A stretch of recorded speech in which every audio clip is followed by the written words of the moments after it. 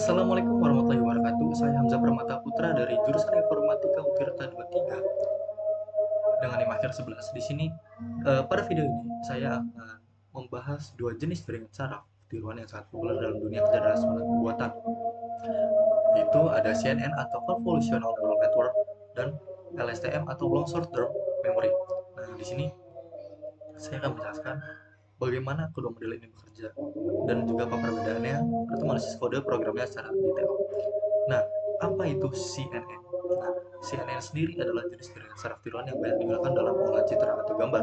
Nah, CNN sendiri dirancang untuk secara otomatis mengekstrak fitur dari gambar melalui lapisan konvolusi yang membantu model mengenali pola seperti tepi teks, tekstur dan bentuk. Nah, CNN sering digunakan dalam tugas-tugas seperti pengenalan wajah, klasifikasi gambar, dan deteksi objek. Nah, sementara apa sih LSTM itu sendiri? Nah, LSTM adalah jenis jaringan saraf tiruan berbasis Recurrent Neural Network atau RNN yang mampu mengingat informasi dalam jangka waktu yang lebih lama. Nah, model ini sering digunakan dalam pemrosesan bahasa alami seperti analisis sentimen, prediksi teks, dan terjemahan mesin. Nah, LSM sendiri mengatasi masalah vanishing gradient yang sering terjadi pada RNN konvensional, memungkinkan model untuk memahami hubungan antar kata atau elemen dalam sebuah sequence. Nah, di sini ada perbedaan CNN dan LSM sendiri. Nah, untuk CNN sendiri itu lebih fokus pada data spasial, ya, gambar dan visual. Nah, sementara LSM sendiri lebih fokus pada data sekuensial, teks, suara, dan deret waktu. Nah, CNN itu menggunakan lapisan konvolusi dan pooling untuk ekstraksi fitur. Nah, sementara LSTM menggunakan unit memori khusus untuk mempertahankan informasi jangka panjang. Nah, CNN sendiri digunakan dalam pengenalan wajah, deteksi objek, dan segmentasi gambar. Sementara LSTM lebih sering digunakan untuk penerjemahan mesin, speech recognition, dan analisis sentimen. Nah, mungkin kita bisa langsung saja ke penjelasan kodenya. Nah, di sini sudah ada.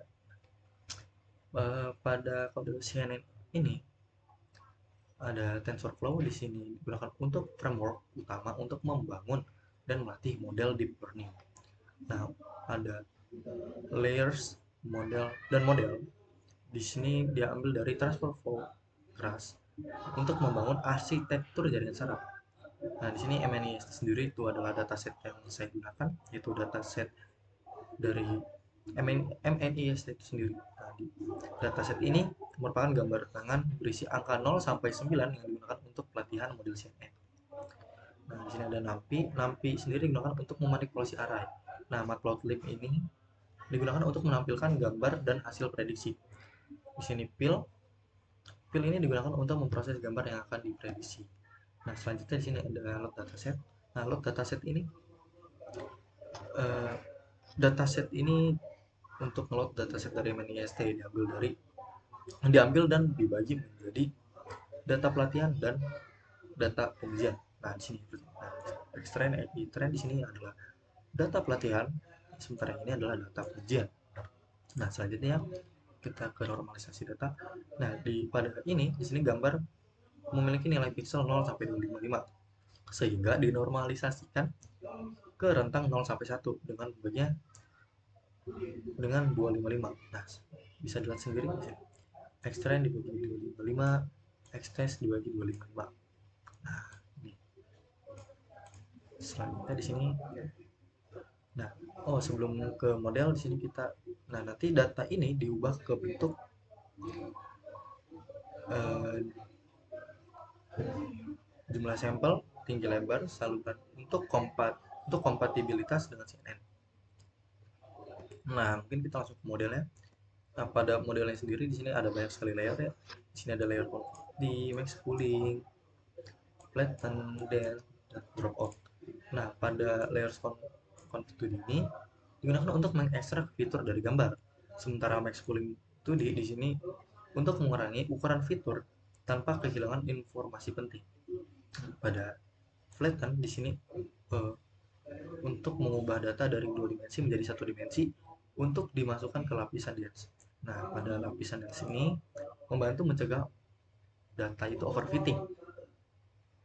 Nah, Sorry, maksud saya bukan dance ya, yang drop out. Nah, drop itu untuk coba overfitting. Nah, di layer dance ini dengan uh, dengan softmax ini, activation 9 softmax digunakan untuk klasifikasi 10 kelas. Ya, di sini kita akan menggunakan 10 kelas 0 sampai dengan 9. Nah, kita lanjut ke kompilasi. Di sini nah bisa dilihat nih kompilasi model. Nah, di sini optimizer sama dengan Adam. Mengapa optimizer sama dengan Adam? Karena agar data itu lebih cepat dalam pelatihannya. Nah, di sini lossnya sparse categorical concentraphy. Nah, mengapa kayak ini? Karena data itu memiliki lebih dari dua kelas, makanya menggunakan sparse categorical concentraphy multi class. Ya, itu dia. Nah, selanjutnya di sini kita lanjut ke training model. Nah, di sini saya menggunakan epoch 10 agar data itu lebih akurat. Nah, selanjutnya ke evaluasi yang seperti ini saja. Nah,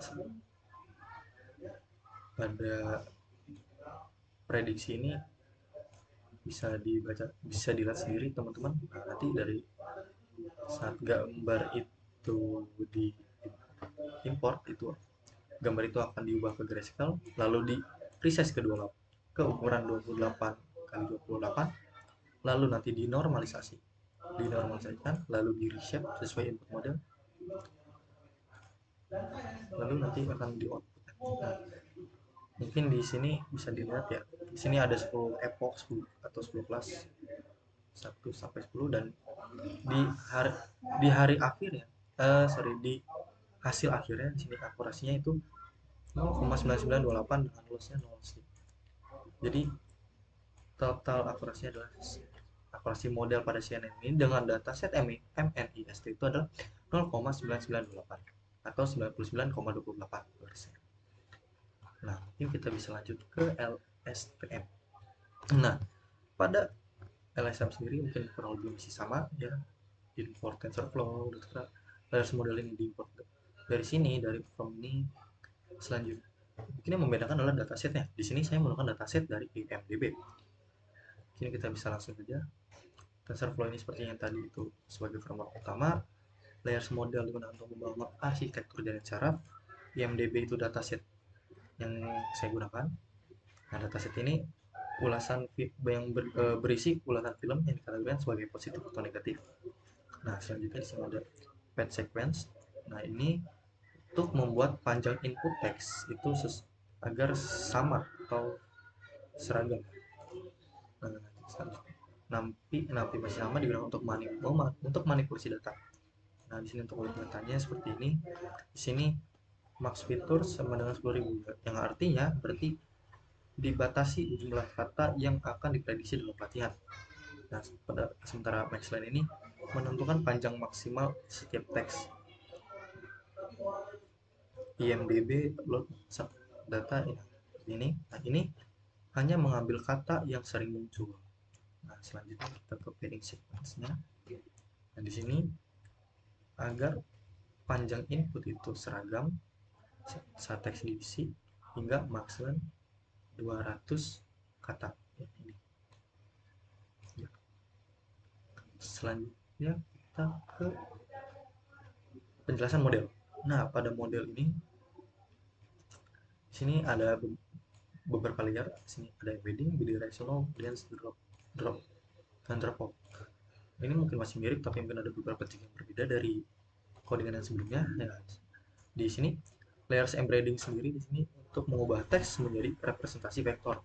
Nah, selanjutnya di sini ada bidirectional. Di sini memungkinkan model membaca dari dua arah untuk memahami konteks lebih baik. Selanjutnya di sini dense dengan sigmoid ini digunakan untuk klasifikasi biner positif atau negatif. Karena pada dataset ini hanya ada dua kelas, yaitu positif atau negatif. Nah, selanjutnya di sini kompilasi modelnya di sini masih menggunakan Adam juga optimizernya karena agar lebih cepat. Lossnya binary constant. Sementara untuk lossnya menggunakan binary concentropy karena di sini hanya ada dua kelas, yaitu positif atau negatif. Nah, perbedaan juga di sini ada training modelnya. Di sini saya menggunakan 5 epoch. Sementara kalau yang sebelumnya kan di sini saya menggunakan 10 epoch, sementara pada LSTM ini saya menggunakan 5. Selanjutnya pada fungsi ini untuk memprediksi sentimen dari input teks. Nah, selanjutnya di sini mungkin bisa dilihat untuk hasilnya. Di sini ada epoch 1 sampai 5 di sini. Ya. Di sini total akurasi sentimen modelnya yaitu 0,86 atau 86%. Nah, mungkin ini saja yang bisa saya berikan. Kurang lebih mohon maaf. Assalamualaikum warahmatullahi wabarakatuh.